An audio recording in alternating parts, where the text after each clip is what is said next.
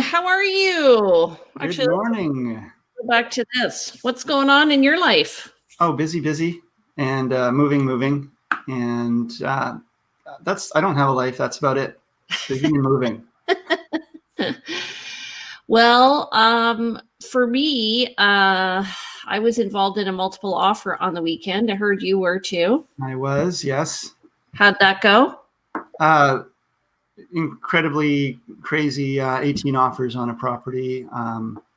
Lots of activity on that property. Really difficult to keep showings COVID friendly at this time when you've got that much interest in a property so quickly. A little bit unanticipated. Should have known better that at that price point it would get a lot of activity, but there you go. What was the price point? $729 for a 1990 home. Little bit of TLC cosmetics required, but overall solid. And what was the list? What was the amount of offers that you had? We had 18 offers. Holy smokes! Yeah, which I think is a record for me. What's your record for number of offers? 32. 32. Okay. That was in 2016. It was funny because one of the sellers was a realtor. Yeah. In Australia, and he was like, "Are you sure this is going to work?" And it did. So Good.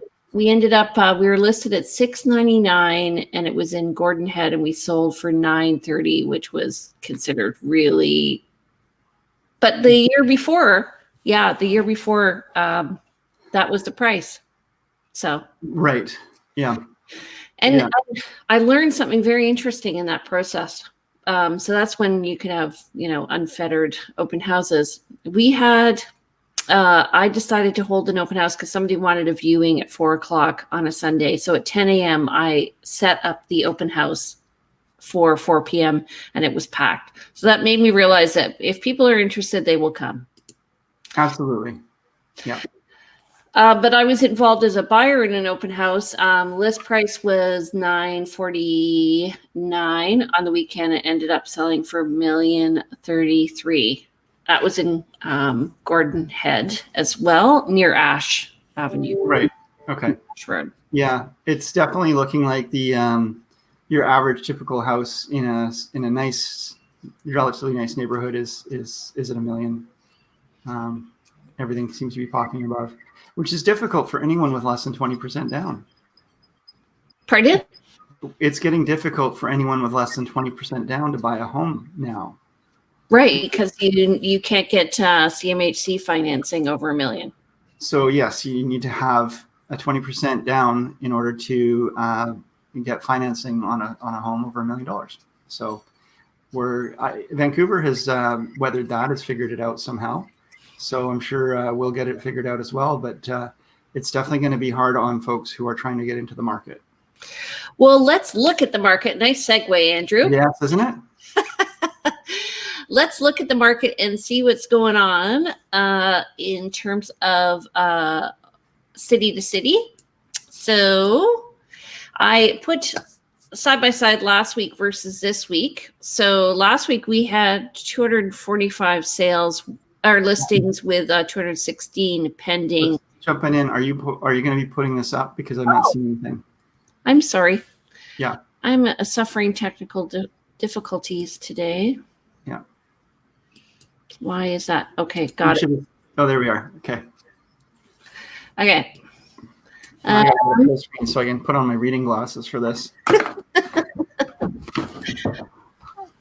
I'll read them out for you. Thank you. Is that better? Oh, so much better.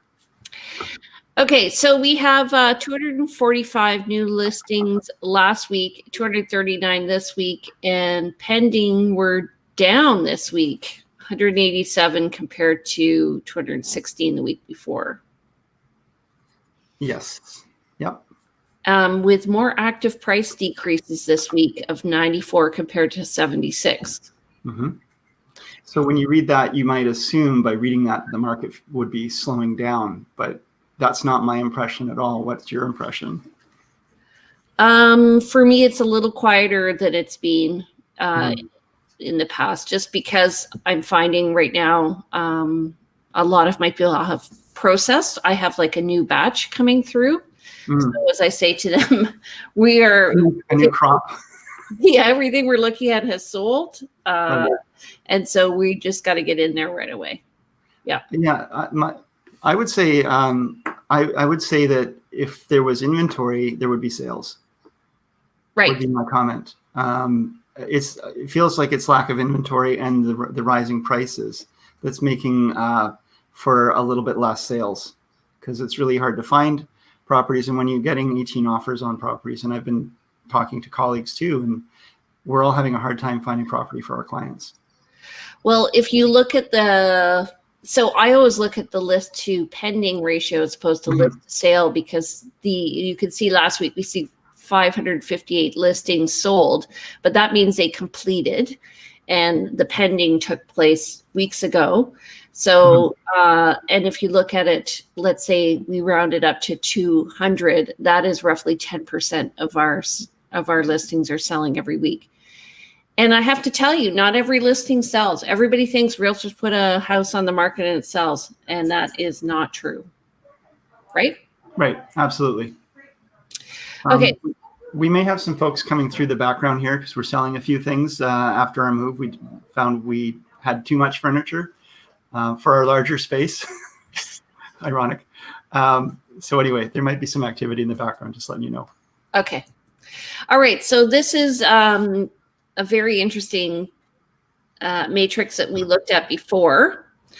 So in terms of single family homes, 474 units sold in October 2020. This is down 9.2% from last month, but up 70% from last year. Yes. Yeah. So as we're talking about cycles today in real estate, and one of the things we'll be showing is that it always tends to wind down as we get closer and closer to December. Yeah. So it's not surprising to see a month over month lowering from September, October, but we're still gangbusters versus last year. Right. And our average is $1,037,389. That's down 3.6% from last month, but up 12.8% from last year. Okay.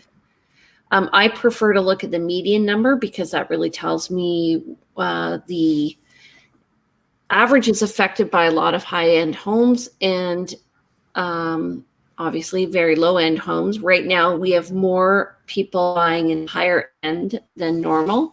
The median price is still $890, so that says there are homes out there for people looking for under $1 million. And that's up 1.7% from last month, but up 8.2% from last year. So we are up overall, I would say. Yeah, I should comment. This graph, this chart or matrix, it contains the whole of Greater Victoria, right? So this would include areas of Souk and Colwood and Langford and different areas that have a different price point. In the core, we're probably, if we looked at median in the core, we'd probably still be finding it up around $1 million or over. Yeah. But in terms of median for the Greater Victoria area, there's definitely options available to folks. Right. And people make the mistake of thinking everyone's looking in the core. Right. Yeah. And the core is defined as Saanich East, Saanich West, West, Victoria, Esquimalt, and View Royal. Don't forget Oak Bay. And Oak Bay, right, which has been doing gangbusters. Yes. Okay, so this is a telling statistic, though. 522 units sold September 2020 compared to 279 in October 2019. So just double. I think it's 65% up, right? 69% up, yeah, in terms of units. Okay, let's just look at condos. So 304 units sold, up 8.6% compared to last month, up 70.8% compared to last year, folks. Which I think this sort of goes to what we were saying before, that we thought that the condo market would rebound because Yeah. I heard we call the slingshot effect as well, and I've always thought that there's a tension, but yeah, it's a good word. So definitely seeing that. I'm actually working with more condo buyers now than home buyers, or at least more condo buyers on average than I was before. They're getting quite active. Awesome. Okay, average price $496,000. Now, this is a generalization as well because we're comparing apples to oranges here. 1 and 2 bedroom condos are significantly different in price. So we're not breaking this down for people, nor are we breaking it down to area, but just a general overview. So median is 429,000, which is the same as last month and up 2.4% over last year. So even though the units are up, we're not seeing an increase in price, which is interesting. I think we will. I do believe we will. Yeah. So 280 units sold in September 2020 compared to 178 in October of 2019. Yeah. And average price has gone up from $454 in 2019 to $502 in 2020. But the median price is only up $10,000. So interesting. Mm-hmm. Okay, let's go to the next one. Moving on. So home price index. So this is not, I would say, a real price. This is based on an ideal home. It's a made-up home, kind of like the average home. It's like the consumer price index. It's the average basket of goods value over time changed. And they do calculations in every various sub-area of Victoria and say, what is the characteristic standard kind of home in this area? What's our representative home? Let's track that value over time. So it would be like a 3-bedroom home with 2 baths and double car garage or something like that. For example, yeah. Okay, so October 2020, we're seeing a benchmark price of $795 compared to $793 over last year, which is interesting. So you can see how the stats differ. 793 over last month, not last month. Yeah. And over 757 last year. Mm-hmm. So what's interesting is how they've tracked this since, I believe it was 1993 is when they started with the 0. They started with 100. 100, you're right. Yeah. And so we're up 4.9% from last year. Right. Okay. Can you read it, or do you want me to read it? Oh, what am I reading? The core, October 2020. I can do this. So October 2020, the benchmark price in the core was $879,600, and the month before it was $879,200. Not a very significant difference, but if you look to the year before, in October 2019, we were at $859,900. So that's a rise of, what have they got there? 2.3% is what they're saying in the core. Now, do you feel like that is accurate? No. Because it depends on where you are in the core, which is those areas that we mentioned, those 5 areas. And to me, we've gone up in Oak Bay. We've stayed steady in some areas like View Royal. Mm-hmm. They're saying Greater Victoria has gone up by 4.9%, the West Shore by 8.2%. Seems like that's the largest bump in price points. Peninsula 7.9%. So what's holding this average back of the core to 2.3%? I guess there must be talking about Souk and I don't know. Well, We'll look at this a little later as well, but I think the biggest bump has been in the new developments in Royal Bay, which is in Colwood, in Langford, along Latoria area. And the reason why is people can buy new construction, and it's I know that 3 weeks ago they listed 19 homes in Royal Bay. People came in, they were gone. They're not even built yet. Yeah. And there is a movement out of the core of the city to areas other than that offer a little more space, so you're not cheek by jowl. Yeah, because you have to be you have to be over 6 feet from your neighbors. Yeah. Yeah. Okay. Greater Victoria. You're supposed to laugh. So this is interesting. Condos, what we were talking about, though. 504,000 benchmark price this year compared to 500 last year. So not a big difference, 0.9%. Yeah. And then the with the core being at 512 and the West Shore being 431 and going up, that's an increase from 394.7 last year. That's an increase of 9.4%. So more people moving out of the core. The West Shore has become a center unto its own. A lot of good amenities. A lot of people are reconsidering it. The Mackenzie interchange is finished, so we don't have the same experience, the same kind of Colwood crawl that we used to experience. So I think all that being said, it's become more of an option for folks, and more people are considering the West Shore, and it's a great place to live. I lived there for 15 years, and certainly see a lot of benefit to being out there. Yeah, we're seeing more of an increase in townhomes though than we are in condos. So why do you think that is? I have a theory. Why do you think that is in terms of price?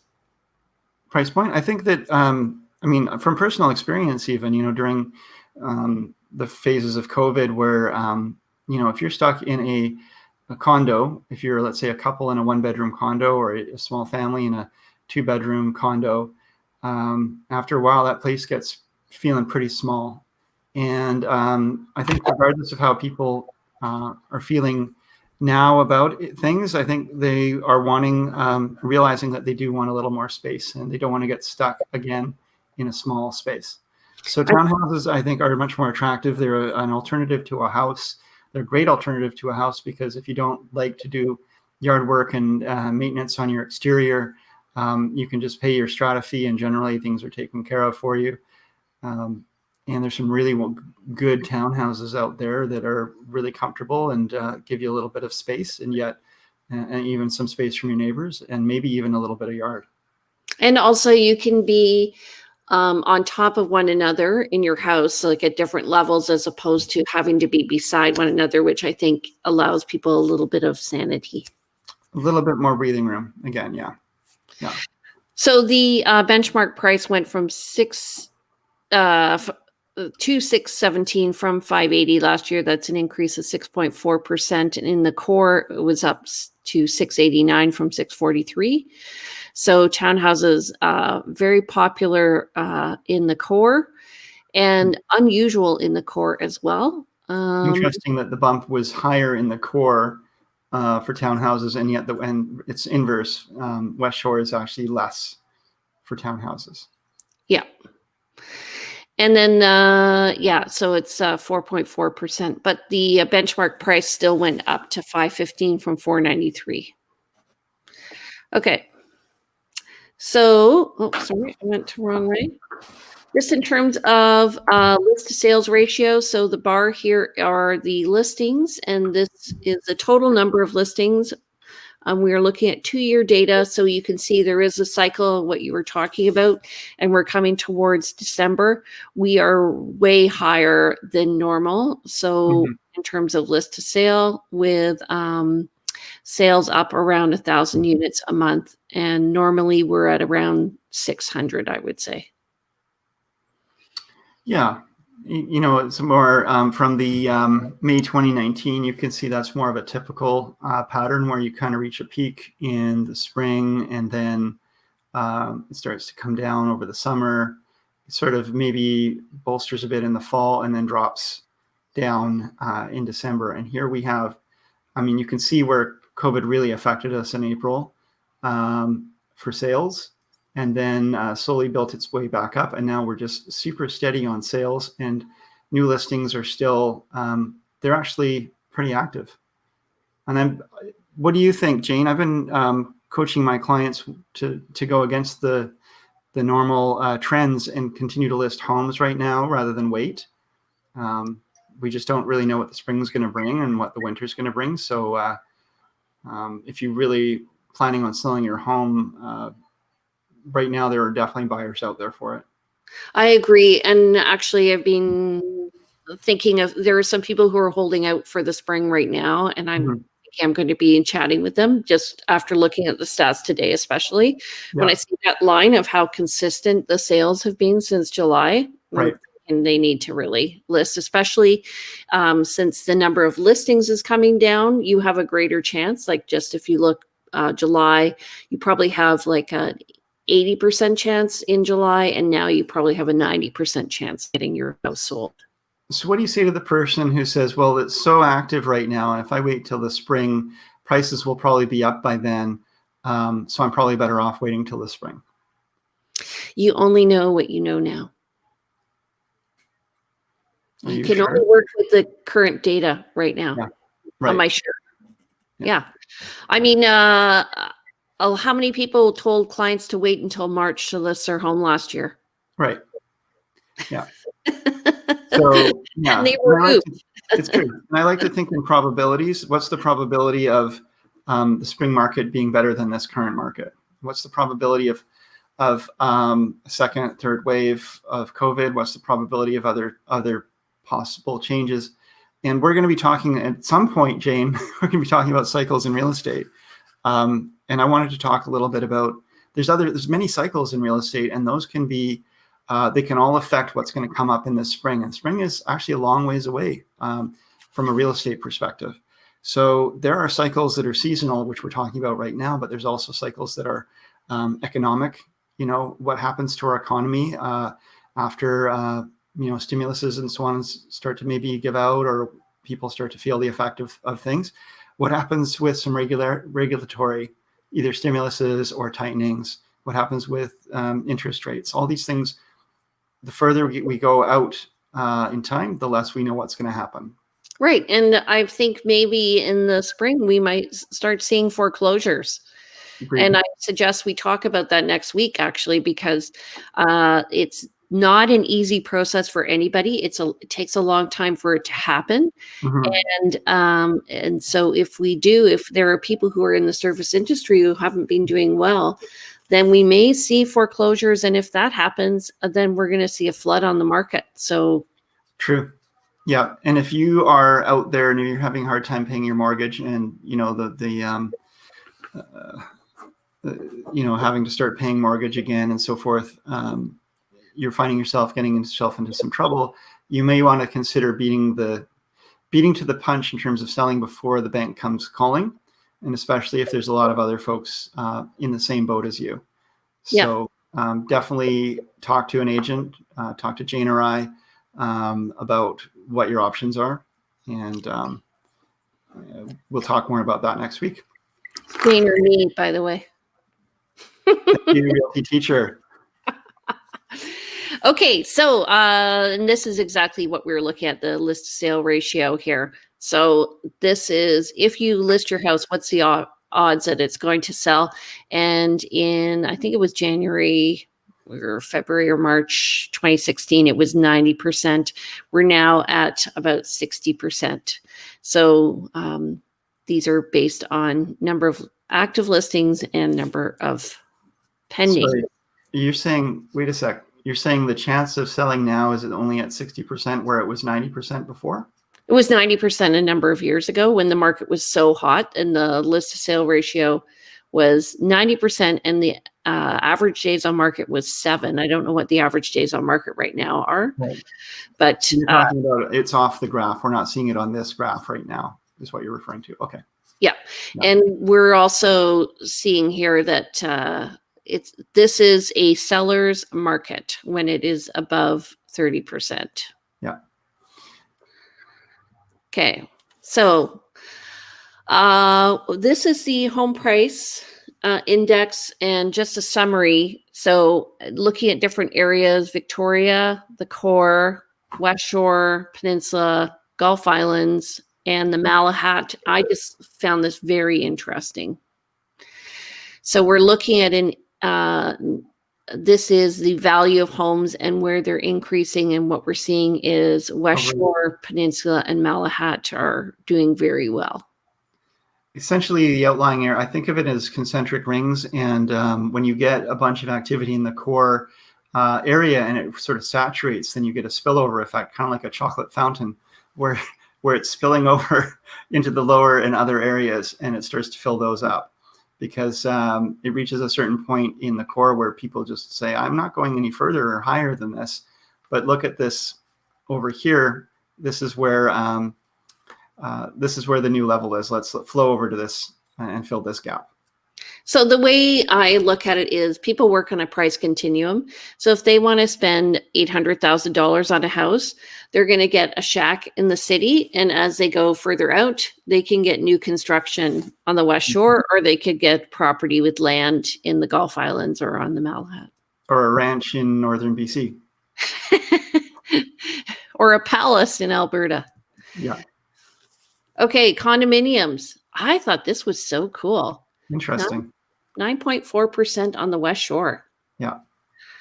That's great. And so Victoria has done sort of even over the past 12 months, and the peninsula has gone down.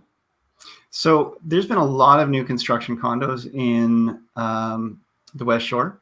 And of course, new construction tends to sell for a little bit more than, let's say, a 10 or 20-year-old resale condo.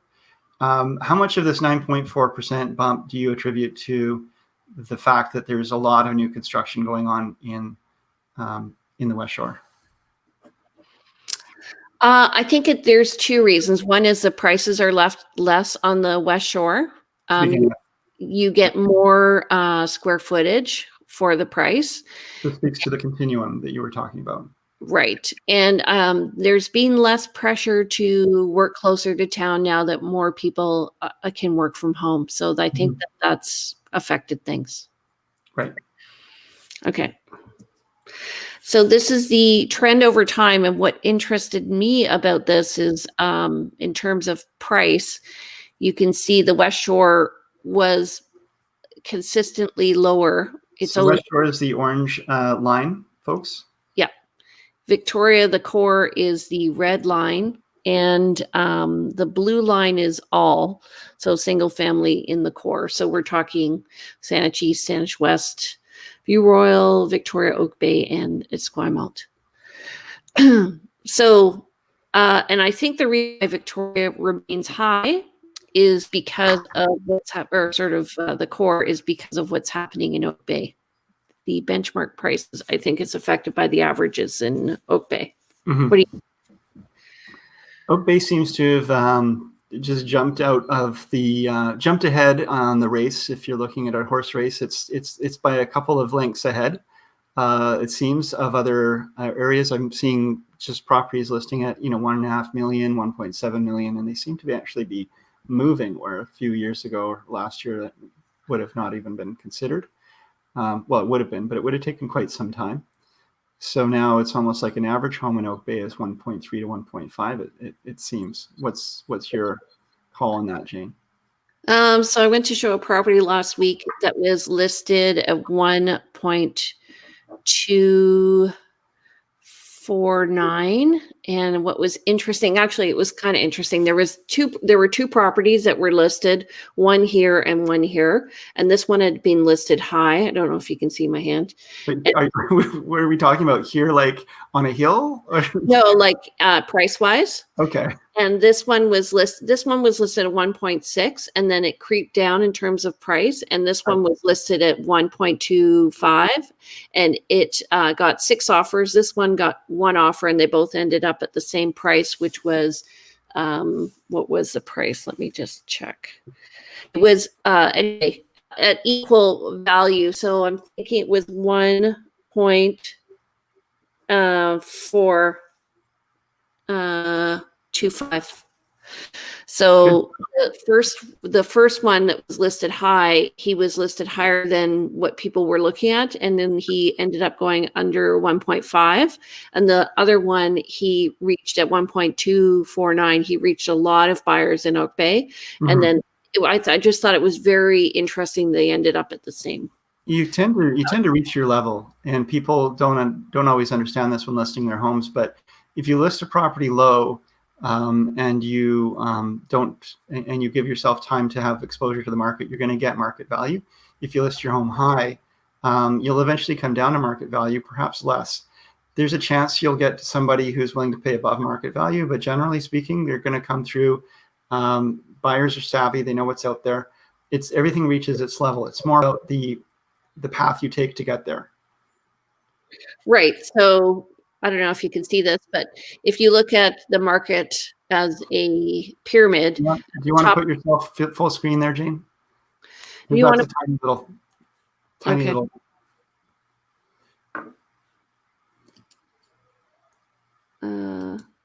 So if you list your house up here, which is above market value, or you put your house here, which is below market value, you're going to have people who want to buy up to, including, let's say this is 600,000 or whatever.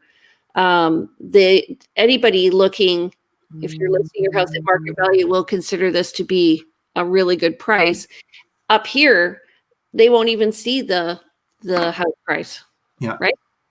If you go shopping in the grocery store and you're looking for bananas and you see bananas on sale, you're going to buy those bananas really quickly. But if it's more of an auction for bananas, and they're on sale, you're going to pay what everyone else is going to pay, which is average price. But if you walk, this is a horrible analogy, but if you walk in there and you see bananas for $5 a bunch or $10 a bunch, you're just going to leave them, and they're going to get rotten over time. And then, okay, I'm giving up. But anyway, let's go back.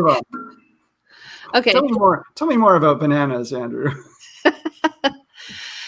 Well, anyway, we've actually pretty much gone through the stats. So essentially things are looking pretty good. We don't know what's going to happen with the market in the spring. Right now we're looking at a very strong market overall, I think. What do you think?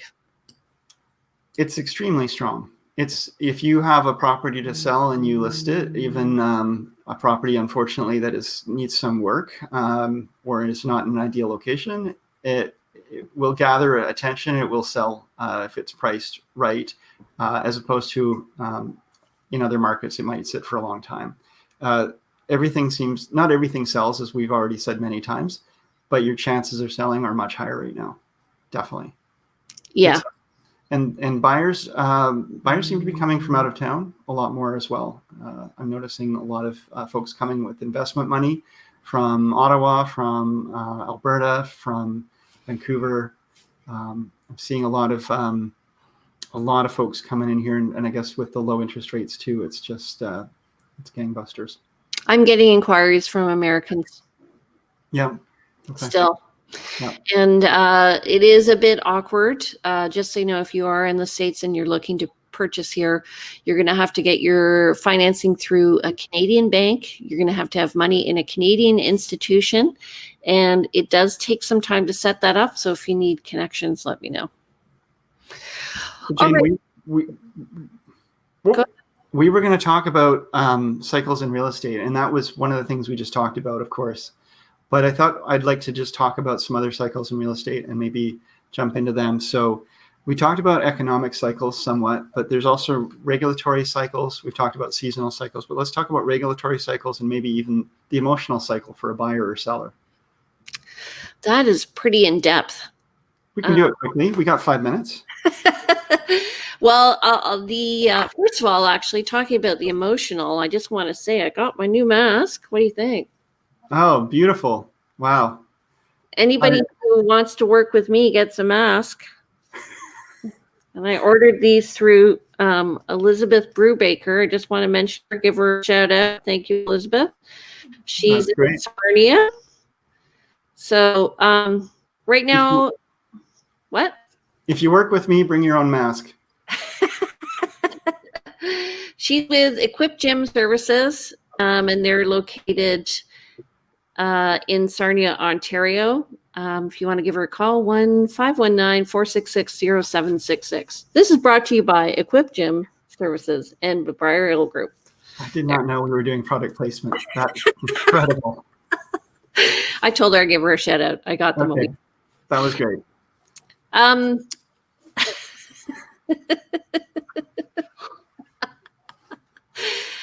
So actually, how many more did you order? A lot. I just wanted to say though, let's just keep on track here. I went to a showing the other day and the tenants were home and they were wearing masks and we were going in wearing masks. First of all, if you want to be safe, don't stay in the home during the showing. I liken it to going to a shop and taking the shirt off the salesperson versus taking the shirt off the rack. It's a lot easier to buy it off the rack because people look and they feel like they're intruding on your space. So number one, you're sharing air. Number two, you're sharing space. There's, in terms of the cycle of listing, I find people are very, very optimistic the first 3 weeks. And then by the third week, they kind of tend to go in a down. They get concerned. And this is generally when we talk about price reductions, especially if they're watching the market and other people selling their homes and theirs isn't selling. We have a heart-to-heart conversation. And where you can avoid this is by listing your house at market value rather than listing it above, I think. What do you think? Well, certainly listing at market value. And I talk about course corrections. It's like any airplane that's going from one city to another is never 100% on course. It's always getting a little bit buffeted and a little bit knocked off course. And so you're always doing course corrections. And when you find yourself off course because you thought you were going from one place to another, you listed at a certain price. If you find yourself not getting the activity you were anticipating, you're not in the place you thought you were going to be, you have to make a course correction. So it's really about doing it in real time, is my opinion, whether it's 1 week or 3 weeks or a month. Looking at what's happening, looking at what's going on in the market. I mean, there are micro markets to consider. Sometimes a bunch of buyers come out of the woodwork all at one time, just randomly. It just happens that way, and there's a big bump in the market, and then they're gone. And then maybe there's a cold snap where you're not getting any activity on your listing. You have to kind of anticipate and look for the bigger trends and understand what's happening and trust the process. But definitely course corrections are important. Well, I think also just realizing if you want to buy a house, look when other people aren't looking. Like look at Christmas time. Look during December, because your likelihood of finding a home is higher, or to actually successfully close on a home, because other people aren't looking. Usually. I think right now there's still, I think even through December, we're going to find that's bucking the trend. If you're looking to buy a home, just look. Just keep looking. But you're going to have to be pretty active. And anyway, we're getting off the topic of the cycles. But I find working with buyers, they go through certain cycles. Like there's the emotional cycle of, I really want to buy a home and I've got this rosy idea of what it is. And here's my list of everything I want in a home. And then there's a managing of expectations as we go out and look at homes, and they find that maybe what their money will buy isn't what they're expecting. They go through some reality checks there. Maybe there's some disappointment. Maybe in this market, they make an offer on a property that they've fallen in love with. They don't get it. Now they're licking some wounds and they're trying to decide is this really worth this emotionally? And they have to have some resilience when they have to be talked through it and they have to be coached. There's a lot going on there to get people to their ultimate goal, and to just continue to remind them of what their intentions are or were at the beginning, and whether or not they're still on track for that. And that goes back to those course corrections. Are we getting where you want to be, and how do we continue to go there? And if we keep hammering at this nail, are we going to end up with the hammered nail, or do we have to find a different nail to hammer here? I find a lot of people put too much pressure on themselves to find their home quickly. Mm-hmm. And like they'll say, I'm coming for the weekend, I'm going to buy a house. Yep. Well, often you spend more time trying on a pair of pants than you do looking at homes. So take your time, give yourself some time, because I think it's an unrealistic expectation to find shelter in a few days. And part of that, I can help with that by having a really good conversation And some people, I find also buyers don't have the conversation because they consider it a waste of time. What they don't know is that we are looking at properties all the time. And so when they mention their criteria, to me, visually, I'm screening properties in and out. I tell my clients, like, you can tell me what you're looking for, and that's great. And I can set up an automated search, and you'll get a la carte listings. But for me to understand what you're looking for, we need to go through and see properties. I need to see what you're reacting to. Somebody tells me I don't want a fixer-upper, and then they buy a fixer-upper because to them a fixer-upper is something that's completely ready to fall down. Or, I'm not willing, I'm willing to do a little work, and then you take them through a place that needs some paint, and they say, no, it's too much work for you, for me. So I find that going through the homes is really helpful. Yeah, that's. There's also the information that people want. So I find some people want just the facts and they want to do a quick in and out and they get a feeling about it. Other people are very interested in knowing about the community, not just the house. And other people want to know all the stats. So you go in and you have to have your feature sheet with you to be able to relay all the information for them. Mm-hmm. And some people are more concerned about what the steps are than the house. So they want to feel like they're prepared ahead of time. So often I think the in-depth talk tells us how we can meet their needs and provide them with information so that it may not just be about the house. It may be about, yeah, it's an intake interview, and you're learning about each other, and you're learning the rhythm of how you'll each work, and you're determining what the person needs. And from that, you're going to come up with a game plan that works for both of you, all of you. Do you find couples go through different cycles? Absolutely. Yeah.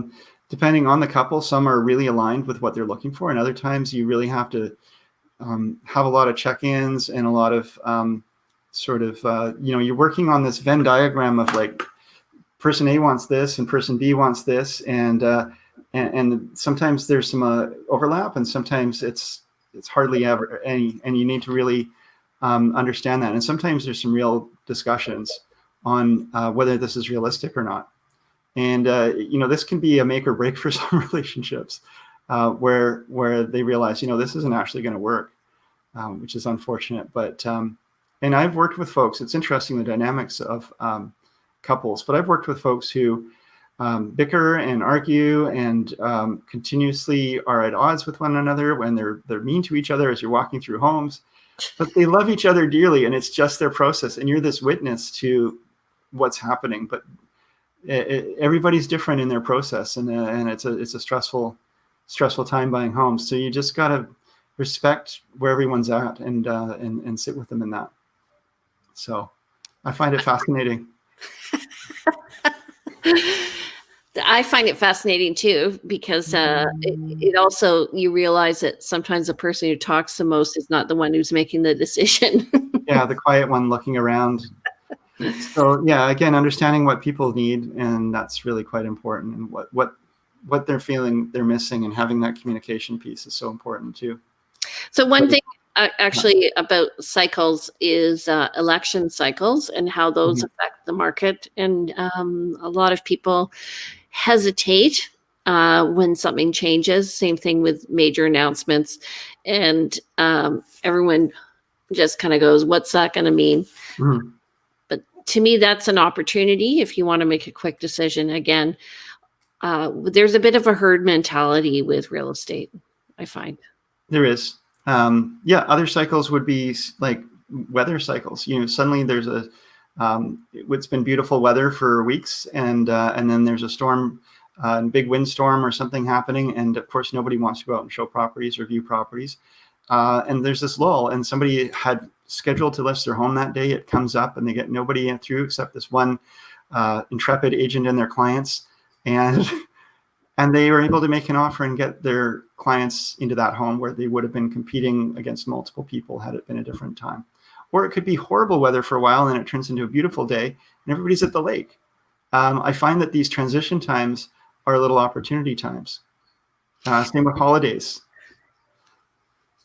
Agreed. And it's funny whether or not you do an open house on a long weekend or not. That's always something that realtors we're always struggling with that because we negotiate two things all the time: money and time. Yeah. And often we don't have time with our families. So the opportunity to go away during a long weekend is a big one, and managing that's why I bought in Shawnigan, so that I could You at least get away without going too far. Yeah. You. Okay. So, and then right now we're talking, I think, the hesitancy is just sort of being over with the US election. Mm-hmm. I know a lot of Canadians are exhaling. I don't know what there seems to be a mixed response, obviously, in the US with the closeness of the response. But what do you think? I think that we're all tired of what's going on in the States. And I myself was a little bit too obsessed with watching what was being, said or tweeted or what have you, because it just was always such an interesting circus, in my opinion. But what fascinates me too is that, whatever messages we get here in Canada, whatever we see is obviously different than what other people are seeing in the States, because, almost 50% of the population voted. There was a 50-50 split in the States, and that's the thing that saddens me the most, is just that there's so much division, ideological division, and people really feeling so strongly about it, they're willing to take action. And I don't know that this is, I don't think we're going to be going back to a way it was, and I don't know if we ever will. We have neighbors to the south who are a little volatile and emotional, and still have some wounds to lick. So we'll see where it all comes down to healing. I hope for healing. Yeah, I hope you are too. Okay, so next week, would you like to talk about foreclosures? I agree. Yeah, let's do it. How to make those work, what's going on with them, what are we seeing? I've been seeing a few foreclosures lately advertised, and I think we will be seeing more. So let's do it. Okay, and we'll also talk about the process of going into foreclosure and the process coming out, and what a buyer experiences, right? What a buyer and a seller experiences. Let's talk both sides of that. Yeah. Okay. Yeah. So if you want more information about what's happening in your area, please contact me. I'm Jane Johnston with the BriarHillGroup at REMAX Camosun, and you are? I am Andrew Plank, and I'm at LePage, and you can reach me at 360-6106 or at my website, andrewplank.com. Happy to answer any questions you may have. Okay, so we'll see you next week. We're talking about foreclosures. That's at 10 a.m. Be here or be square. And Jane and me are looking forward to seeing you. You're such a goof. Okay, have a great week, everybody. See you soon. Bye. Bye.